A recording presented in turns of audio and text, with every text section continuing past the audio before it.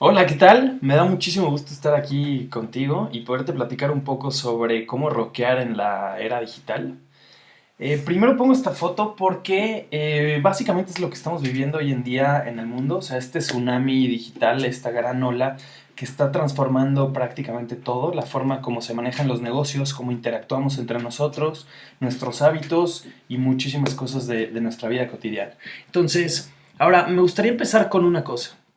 Primero presentarme, yo soy Edwin Moreno, he sido emprendedor desde los 5 años, soy economista y en el año 2012 tuve la fortuna de ser parte de un programa dentro de la NASA en una universidad llamada Singularity University, donde en esta universidad se dedican a estudiar justo los cambios de las tecnologías que están cambiando el mundo y predecir qué es lo que va a pasar en los próximos años con estas tecnologías tipo robótica, software, biotecnología, nanotecnología, etcétera. Entonces, bueno, pues aquí está una foto. Aquí abajo te dejo mi Twitter para cualquier cosa para estar en contacto. Y pues bueno, empecemos. Dime una cosa, ¿te acuerdas de la película de Volver al Futuro? Esa película donde agarraban el coche, el DeLorean y viajaban al futuro o al pasado y todo eso. Había una escena en Volver al Futuro donde viajaban al futuro y veían cosas bastante alocadas, como patinetas voladoras, coches que se amarraban, digo, tenis que se amarraban solos, una serie de cosas así. Pues si te fijas justo la fecha, es esta. O sea, hoy en día ya estamos en esa fecha, ya estamos en ese 2015, ya hemos pasado esta fecha, en la que Volver al Futuro nos pintaba como esa época de futuro loco. Y vamos a ver un poco qué ha pasado en los últimos años, de los 80 para acá. Te aseguro, estoy casi un 100% seguro que a ti como a mí nos ha tocado vivir al menos estas cuatro revoluciones. Vivir antes de una computadora y después de una computadora, antes de internet, después de internet, antes de las redes sociales y después de las redes sociales, antes de los smartphones y después de los smartphones. Lo curioso de esto es que todas estas cuatro revoluciones han venido de la misma región del mundo, que es Silicon Valley, 40 minutos al sur de San Francisco. Ahora, para mí esta foto lo refleja todo. Esta es una foto donde vemos estas cuatro revoluciones en una sola foto. Esto es, las dos fotos son en la Plaza de San Pedro. La foto arriba es cuando fallece Juan Pablo II y estaban por determinar quién iba a ser el nuevo papa y avisar. Vemos cómo pues, la gente está normal esperando la señal de humo y abajo, 8 años después, solo 8 años después, ya esa plaza se había llenado de computadoras, se había llenado de internet, la gente estaba transmitiendo por medio de redes sociales y estaba usando sus smartphones o tablets para guardar imágenes o video de todo esto. Esto solo en 8 años. Entonces se me hace bastante impresionante todo esto. Ahora, Mark Andreessen, uno de las grandes autoridades de Silicon Valley, uno de los principales inversionistas de esa región y fue fundador de la empresa Netscape, él habla que prácticamente el software se está comiendo al mundo y que muy pronto cualquier empresa, cualquier negocio será una empresa de software. Ahora, pero ¿a qué me refiero con esto? ¿O a qué se refería Mark Andreessen con esto? ¿Y cómo es esto de que el software se está comiendo al mundo? Te quiero enseñar este video donde vas a ver cómo ha sido la evolución de un escritorio desde los 80s hacia estas épocas y cómo es que todo se ha ido digitalizando y un poco para que te des idea de cómo es que el software se ha comido el mundo.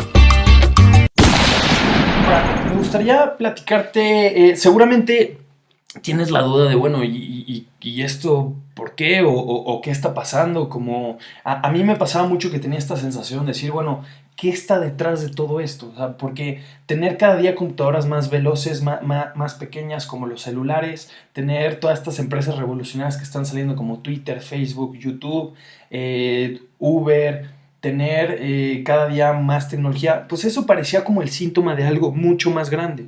Si alguna vez te has preguntado eso, estás completamente correcto de que hay algo más grande. Ese tipo de cosas como Uber, WhatsApp, tener celulares, todo eso, solo es el síntoma de algo mucho más grande. ¿Y qué es eso? Básicamente es esto, la ley de Moore. Básicamente las computadoras están formadas por chips, ya sean, algunas se llamaron transistores o circuito integrado, pero al final son chips, que esos chips son los que permiten transmitir la información. Pero la ley de Moore nos dice que estos chips duplican su capacidad en promedio cada 2 años. Pero no es lo mismo el doble de 2 que el doble de 4, que el doble de 4 millones, que el doble de 100 millones, que el doble de 4 billones. Entonces esto hace que cada día se esté acelerando. Lo interesante de esta gráfica es que podemos ver que esto ha ido pasando por más de 110 años, desde 1900. Por aquí pasó la crisis de los 30, la crisis económica más grande que ha habido en la historia, y no se detuvo esto. Pasó la Primera Guerra Mundial, no se detuvo. Segunda Guerra Mundial, no se detuvo. La última crisis del 2008, que ha sido de las más grandes de la historia, y tampoco se detuvo. Entonces, esta tendencia va a seguir al menos por los próximos 15, 20 años, lo que va a hacer que todavía la evolución tecnológica que veamos sea mucho más acelerada. Ahora, ¿por qué te quiero platicar esto y por qué creo que es algo bastante importante? Porque nuestra mente y muchos de los negocios están pensados de forma lineal, mientras que la tecnología ya está avanzando de forma exponencial. Entonces, mientras una persona estaba pensando de, bueno, si mi negocio se manejó así en los últimos 10 años y todo eso, pues la tecnología ya va por acá y ya está haciendo muchos cambios importantes en la industria o en cómo se vienen manejando esos negocios, y eso está haciendo que de repente dos chavitos en alguna casa, en algún sótano, estén creando alguna empresa revolucionaria que muchos de los grandes expertos no se esperaban. Un ejemplo de esto puede ser el caso de la música, la industria de la música, como de repente llega una empresa como Napster y revoluciona todo, la industria.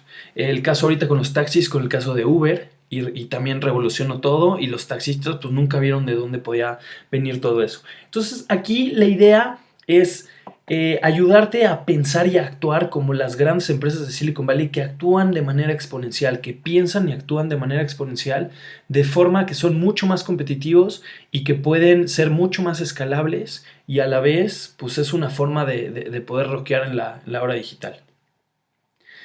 Ahora, todos estos cambios al final lo que nos dice es que estamos viviendo tal cual un cambio de era. Estamos viviendo, pasando de la era de la revolución industrial, o todas estas empresas grandes, monstruosas, como Kodak, que tenían cientos de miles de empleados, que tenían fábricas enormes, que tenían oficinas en muchas partes del mundo, que para operar tenían costos enormes y todo eso, a empresas digitales, a la era digital, donde con mucho menos empleados se puede impactar a muchos más clientes, y se puede ser mucho más escalable, y a la vez pues estamos viviendo tal cual un cambio de era, donde básicamente lo que pasa es que las reglas son diferentes. Las reglas de negocios en la revolución industrial no son las mismas que las reglas de negocios de la era digital. Esto, cuando una industria da el brinco de la era anterior a la era digital, las reglas cambian y todo se transforma. ¿A qué me refiero con esto? De toda esta plática me gustaría principalmente que recordaras esto. Esto creo que es lo más importante, y yo creo que lo más importante que tuve oportunidad de aprender al estar en Singularity University, que es cuando una industria se digitaliza, las reglas cambian, ya no opera igual que antes, y entonces de repente entra una fase disruptiva, donde las reglas que estaban funcionando en los últimos años ya no son las mismas de antes, todo cambia, después se demonetiza, como lo que veíamos en el video que te enseñé hace rato y se desmaterializa. Al final lo que termina pasando es que se democratiza esta tecnología. Te voy a poner un ejemplo para que me entiendas todo esto. Por ejemplo, la industria de la música. De repente en la industria de la música las computadoras empezaron a tener una cierta capacidad que permitían que todo un disco se pudiera digitalizar y cupiera dentro de una computadora. Entonces la música se empezó a digitalizar. Entonces, de repente, esto permitió que se entrara a una fase disruptiva donde salió algo como Napster que las grandes disqueras no veían. Las grandes disqueras veían a su competencia como, bueno, si yo soy Sony Music, mi competencia es el de enfrente que es EMI Music o el de Warner o tal vez esta disquera independiente. Pero ¿de dónde sale Napster? ¿Cómo es esto que la gente se puede compartir las canciones y gratis? Legalmente eso no funciona, o sea, eso es ilegal, ¿cómo? Y entonces se entró una fase disruptiva.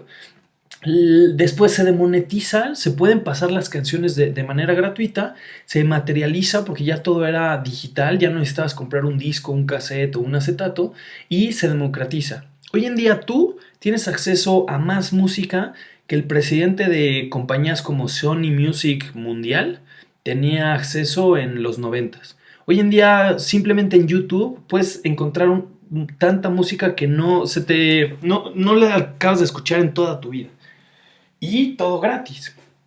Ahora, otro ejemplo que ha estado pasando ahorita muy interesante, por ejemplo, es el caso de la televisión.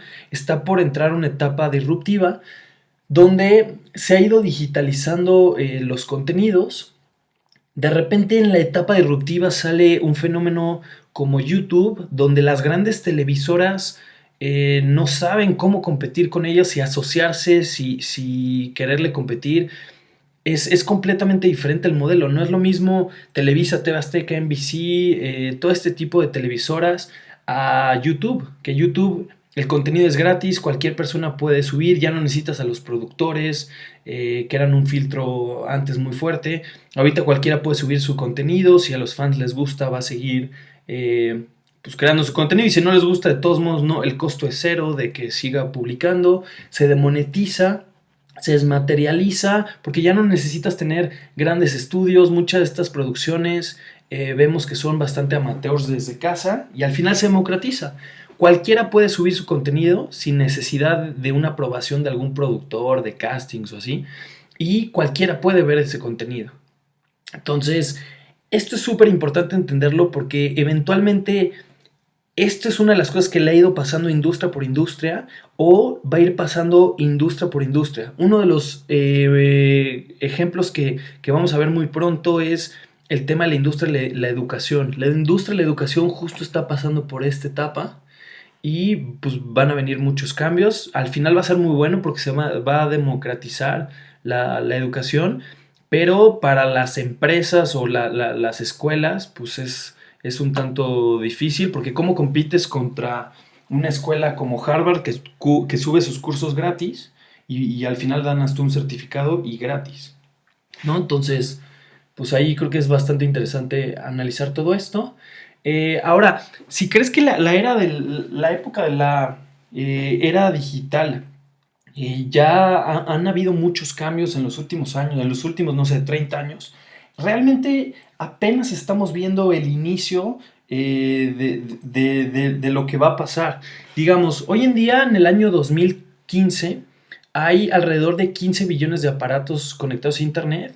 Para el año 2020 se pronostica que esta cifra suba a 50 billones. Y por ahí del año 2025-2030 esta cifra va a subir a un trillón. Es decir, bajo esta métrica aún estamos entre el 1 o 2% de la era digital de lo que se espera de aquí al 2030. Entonces, lo mejor está por venir. Vienen muchos más cambios de lo que hemos visto. Ahora, un poco como de ejemplos de cómo es que el mundo se está digitalizando, está por esta parte, vemos aquí el caso de las impresoras 3D, que es una forma se está volviendo disruptivo y se está revolucionando todo el tema de la manufactura, las fábricas, incluso pues toda la economía como China. Pero aquí lo que vemos es, por ejemplo, una máquina que en el 2007 podía ser una figura como la que vemos aquí de la Estatua de la Libertad, te hubiera costado $40,000. Algo que en el 2014 costaba $100, Pero de aquí al 2020 va a seguir costando $100, pero va a tener una capacidad mucho más potente, lo que nos va a permitir imprimir comida, imprimir ropa desde casa, imprimir muebles o una serie de cosas bastante alocadas. Por otra parte, ahorita estamos en una etapa donde el tema de la robótica va a ser bastante fuerte. Nos estamos empezando a llenar de robots y cada vez va a ser más común. Yo creo que de aquí al 2020 va a ser una etapa donde cada vez vamos a tener más y más robots, tanto en las empresas, en casa.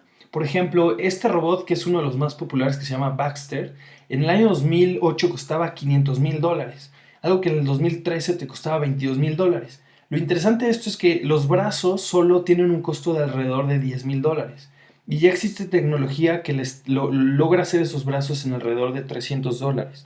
Entonces, vamos a ver una disminución muy fuerte de esto y el costo-beneficio entre usar para ciertos trabajos a un humano y un robot ya está siendo cada vez más rentable el tener robots. Entonces, bueno, aquí viene una serie de cambios importantes. Por otra parte está el tema de los drones. Esto es uno de los principales ejemplos de robots. Seguramente has visto por ahí algún video o algo interesante de estos drones que vuelan y son muy interesantes. Por aquí se hizo muy famoso el caso de Amazon que anunció que tenía la intención de mandar libros por medio de estos robots. Sin embargo, yo creo que eso va a tardar un poco más de tiempo en pasar. De los usos reales que tienen estos drones ha sido en lugares como África, donde el 80% de sus rutas en época de lluvias no tienen funcionalidad.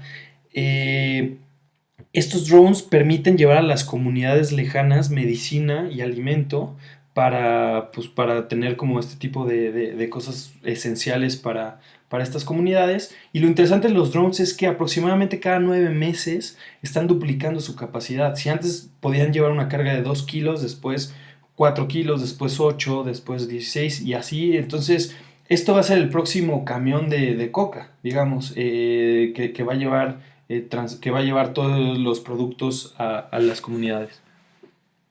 Ahora, una de las cosas interesantes sobre el tema de la digitalización es que en el año 2000 se logró digitalizar el primer humano, digamos el ADN de un humano. Al final nosotros los seres humanos somos un código biológico que al principio, no sé, cuando nacemos somos pues, un bebé, ciertos meses después vamos creciendo, ciertos años después, no sé, tal vez a los 15, 16 años nos empieza a salir músculos, todo eso. Todo eso es un código genético que se va desarrollando. Lo interesante de esto es que en el año 2000 este código genético ya se logró decodificar para el primer humano y esta es una tecnología que está avanzando muchísimo porque pues esto nos va a permitir hacer que la medicina se vuelva personalizada. Aquí lo interesante es que en el 2000 el primer código genético costó $1 billón de codificarlo. Para el año 2007 costaba $10 millones y para el 2014 ya estábamos en alrededor de $1,000. Ahora, se espera que para el 2020 el costo de sacar el código genético de una persona sea de $0.01. Es decir, aquí va a venir toda una revolución en el área de medicina y en el área, digamos, del campo y una serie de cosas ahí bastante interesantes que se van a poder hacer con esta tecnología de aquí al 2020. Incluso se espera que las próximas grandes empresas tecnológicas, tipo como ahorita ha sido Google, Facebook, Twitter, todas estas empresas que están valuadas en varios billones de dólares, se espera que las próximas grandes empresas vengan de esta industria, de la biotecnología. Ahora, no sé si podrías ayudar a completar esta frase. Por ahí Darwin tenía una frase sobre el tema de la evolución que era muy interesante, donde hablaba que las especies que sobreviven no son las más fuertes ni las más veloces, sino que son las que mejores se adaptan al cambio. Entonces, ahorita en el tema de negocios, justo estamos en una etapa de tanto cambio que justo esto es lo que estamos viviendo. Las empresas que van a sobrevivir no van a ser las más fuertes ni las más grandes, sino las que mejores se adapten al cambio. Por eso me gustaría darte por aquí algunos tips sobre cómo es que las empresas más exitosas de la era digital se están adaptando y cómo es que están siendo tan exitosas con tan pocos recursos, tan pocos empleados y tan pocos maquinaria o así. Entonces, aquí tenemos un... viene del libro de Exponential Organizations de Salim Ismail. Es un libro que se escribió en Singularity University, donde estuvieron estudiando durante más de 3 años qué estaban haciendo las empresas más exitosas de la era digital, tipo Uber, WhatsApp, Facebook, Google, GitHub, etcétera. Y aquí ellos lograron sacar algunos puntos muy interesantes sobre cómo estaban operando y qué les permitía ser tan escalables o moverse tan rápido.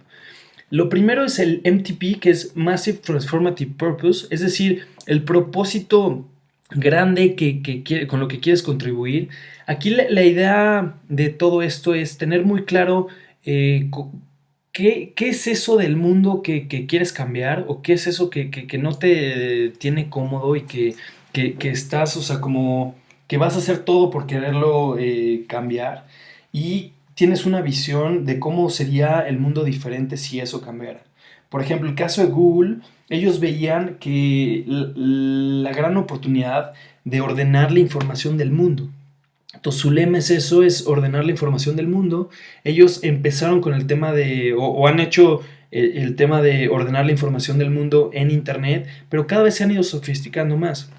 Lo interesante de esto, cuando tú tienes esto muy claro, es que cualquiera de las personas que entran a la organización, como Google, desde cualquiera de los puntos de vista, ayudan a esta misión, ya sea que entre un nuevo ingeniero, o entre un físico, o llegue un inversionista, o llegue alguna persona de ventas.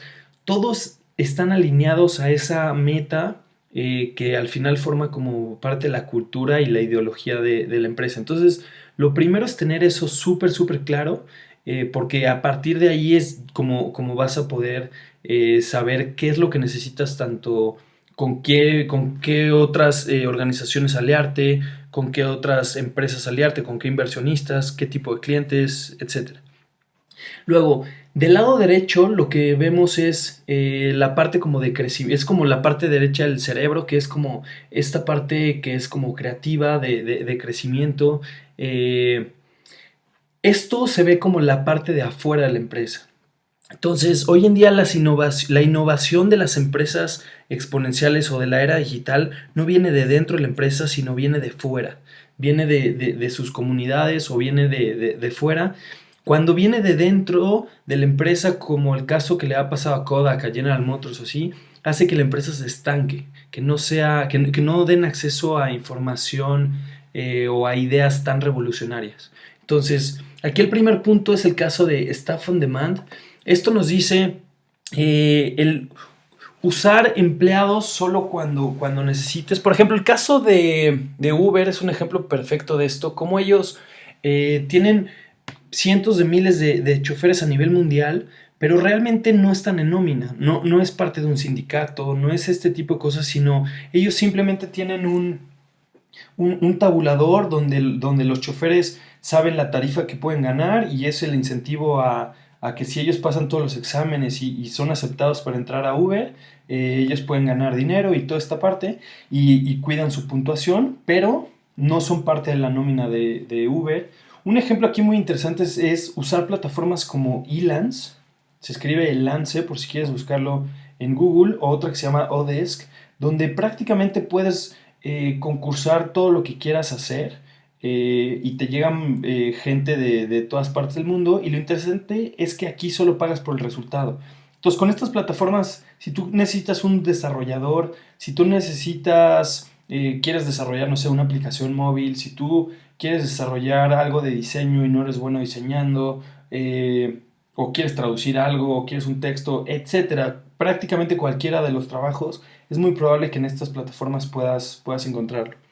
Ahora, el tema de comunidad y crowd, aquí básicamente la idea es tener un grupo de gente allá afuera que esté igual de interesado que tú en resolver este problema.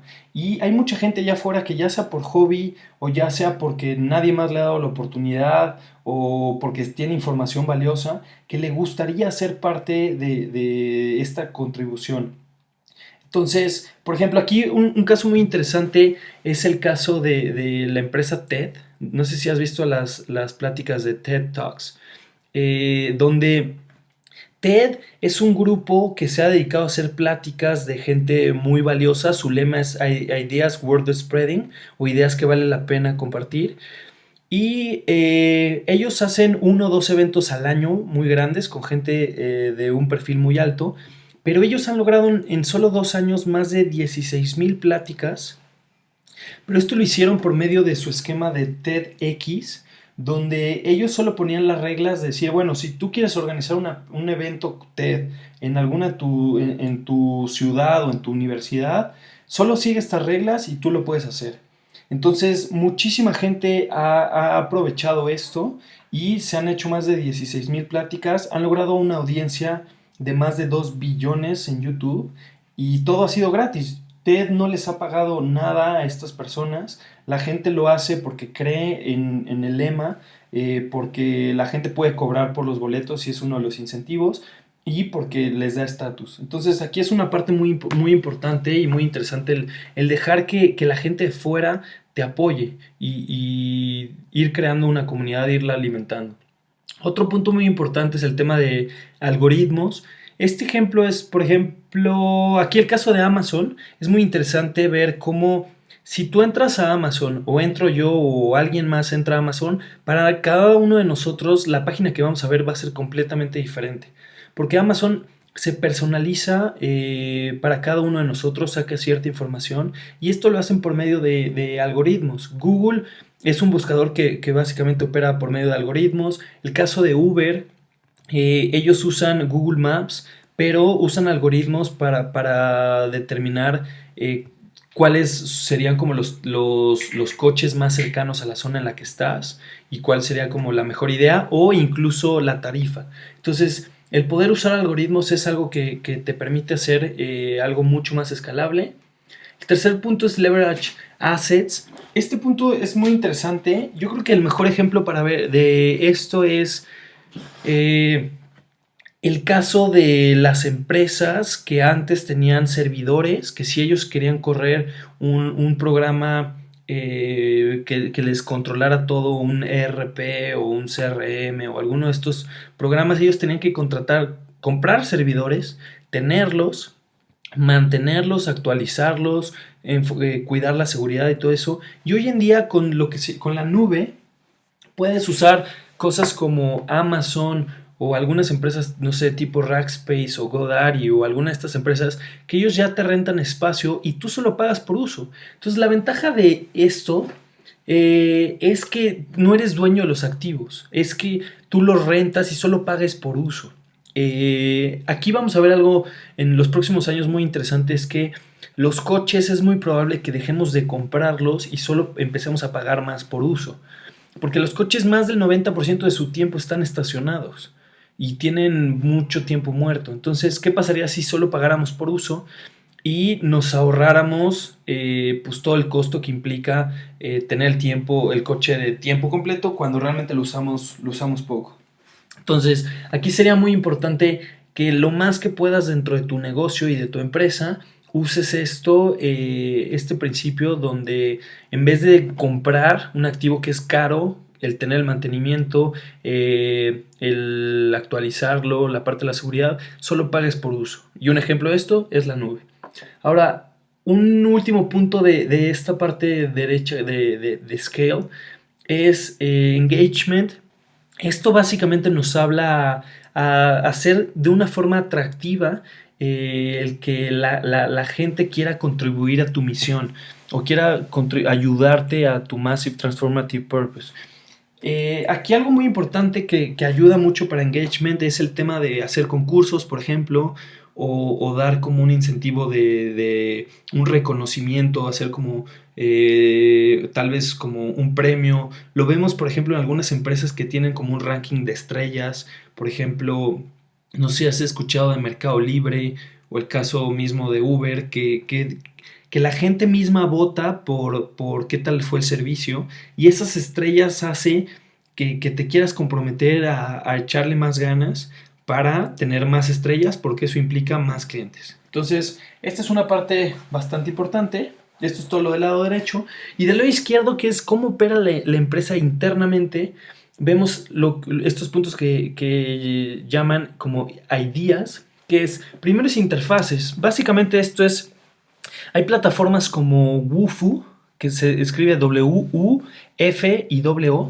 Aquí básicamente es la forma que como te comunicas con tu comunidad de forma escalable, ya sea con alguna página, con algún cuestionario, con algún examen, pero todo es súper automatizado y digital para que puedas comunicarte con la comunidad.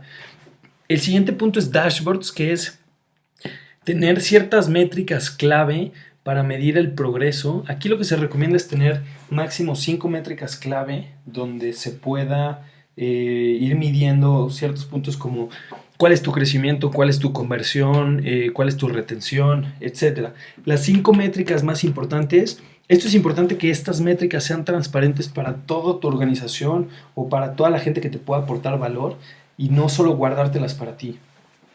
El siguiente punto es la experimentación. Esto es el probar las nuevas ideas. Hoy en día es muy importante. Las empresas que mejor se adaptan son las que más prueban ideas. Aquí sigue la frase de equivócate rápido y equivócate barato. El probar si una idea es buena o no, llevarla al mercado, probar con algún prototipo pequeño. Si ves que pruebas, crecerlo. Si no funciona, modificar el rumbo o pivotear. El siguiente punto es autonomía. Autonomía nos dice, por ejemplo, vemos todas estas empresas tipo Google, Facebook y todas estas empresas que tienen oficinas muy atractivas, que la gente no tiene un horario, o incluso en la parte de negocios como de internet, vemos esta parte de que ya no hay estos horarios tan marcados como antes, de 8 a 6 o ese tipo de cosas. Aquí más bien es autonomía, de decir, bueno, si tú ya sabes el propósito y ya sabes cuáles son esos indicadores, y estás ya haciendo algunas pruebas, pues si tú eres mejor trabajando en la mañana, perfecto, o en la noche, perfecto, o si a ti te gusta probar algunas ideas, pues adelante, o si quieres hacer otro. Aquí lo importante es dejarte tanto a ti como a tu equipo probar nuevas ideas, y que se sientan libres, que no sea como o sea, no ser riguroso como militar de tienes que llegar a tal hora y salir a tal hora y hacer esto. Aquí lo importante es al final los resultados y la gran misión, y es como tú puedas lograr esas dos cosas, adelante. Y el último punto es el tema social. Aquí por la parte social se habla de usar herramientas que ya existen, que te ayudan a tener una interacción social con tu comunidad, ya sea dentro de la empresa o fuera de la empresa. Un ejemplo es usar un canal de YouTube, por ejemplo, para estar generando contenido y poderte comunicar con la comunidad, o ahí mismo estar subiendo contenido de la misma comunidad y que todos lo puedan ver. Esto lo hace mucho la empresa GoPro. Otro caso puede ser el usar herramientas tipo Dropbox dentro de la empresa, donde ahí se tienen todos estos los archivos y la gente los puede compartir, y esto hace que sea mucho más rápido y fácil el uso. Puede ser Dropbox o Google Drive. El caso de usar Twitter, Facebook para comunicación de la empresa o el negocio, etcétera. Entonces, básicamente todos estos puntos son muy importantes y son herramientas que están usando las grandes empresas y negocios de la era digital. Aquí abajo voy a dejar pronto unos datos sobre un curso que voy a dar sobre cómo aplicar esto mucho más a detalle. Entonces, si quieres saber esto, pero ya llevarlo mucho más a detalle, espera los datos sobre el tema del curso si es que te interesa. Y por último, lo único que me gustaría comentarte es esto. Invitarte a sumergirnos juntos a la era digital, rockear en la era digital, pasarla muy bien. Y pues te dejo nuevamente mi Twitter. Muchísimas gracias. Cualquier cosa estoy a tus órdenes. Un abrazo.